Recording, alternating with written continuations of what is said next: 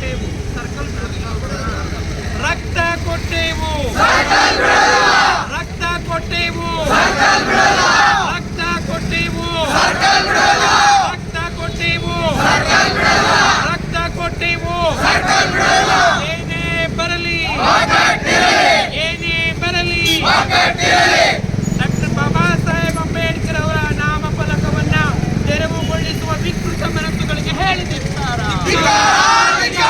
ನಾಮಫಲಕ ತೆರವುಗೊಳಿಸುವ ವಿಕೃತ ಮನಸ್ಸುಗಳಿಗೆ ಹೇಳಿದಿದ್ದಾರೆ.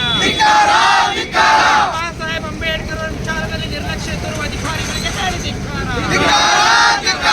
ಏನೇ ಬರಲಿ ಏನೇ ಬರಲಿ ನಮ್ಮ ಬಾಬಾ ಸಾಹೇಬ್ ಅಂಬೇಡ್ಕರ್ ನಮ್ಮ ಹೆಮ್ಮೆ. ನಮ್ಮ ಬಾಬಾ ಸಾಹೇಬ್ ಅಂಬೇಡ್ಕರ್ ನಮ್ಮ ಬಾಬಾ ಸಾಹೇಬ್ ಅಂಬೇಡ್ಕರ್ ನಮ್ಮ ಬಾಬಾ ಸಾಹೇಬ್ ಅಂಬೇಡ್ಕರ್ ನಮ್ಮ ಬಾಬಾ ಸಾಹೇಬ್ ಅಂಬೇಡ್ಕರ್.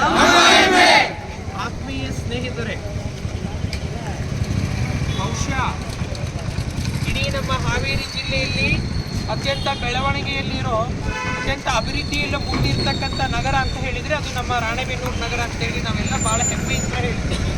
ಆದರೆ ಅತ್ಯಂತ ದುಃಖಕರ ಸಂಗತಿ, ಅತ್ಯಂತ ಅವಮಾನಕರ ಸಂಗತಿ, ಅತ್ಯಂತ ನಾಚಿಕೆಗೇಡಿನ ಸಂಗತಿ ಏನಂತ ಹೇಳಿದರೆ, ಇಷ್ಟು ಅಭಿವೃದ್ಧಿ ಹೊಂದಿರತಕ್ಕಂಥ ನಗರದಲ್ಲಿ, ಇಷ್ಟು ವಿದ್ಯಾವಂತರು ಇರ್ತಕ್ಕಂಥ ನಗರದಲ್ಲಿ ಇವತ್ತಿನವರೆಗೂ ಕೂಡ ಒಂದು ಬಾಬಾ ಸಾಹೇಬ್ ಅಂಬೇಡ್ಕರ್ ಅವರ ಸರ್ಕಲ್ ಅನ್ನು ನಿರ್ಮಾಣ ಮಾಡೋಕ್ಕಾಗಿಲ್ಲ ಅಂತ ಹೇಳಿದರೆ, ಬಾಬಾ ಸಾಹೇಬ್ ಅಂಬೇಡ್ಕರ್ ಅವರ ಮೂರ್ತಿನ ಪ್ರತಿಷ್ಠಾಪನೆ ಮಾಡೋಕ್ಕಾಗಲ್ಲ ಅಂತ ಹೇಳಿದರೆ ನೀವೆಷ್ಟು ಲಜ್ಜೆಗೆಟ್ಟ ಅಧಿಕಾರಿಗಳು ಇರಬೇಕಂತ ಹೇಳಿ ಈ ಕ್ಷಣದಲ್ಲಿ ನಾವು ಹೇಳಿ ಬಯಸ್ತಾ ಇದ್ದೇವೆ.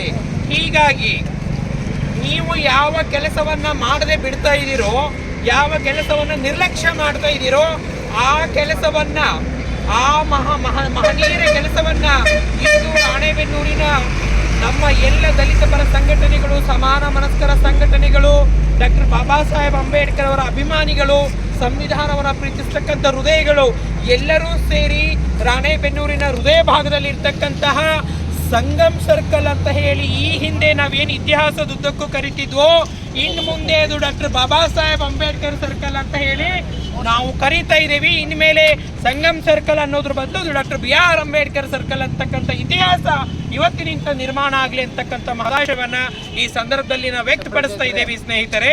ಹೀಗಾಗಿ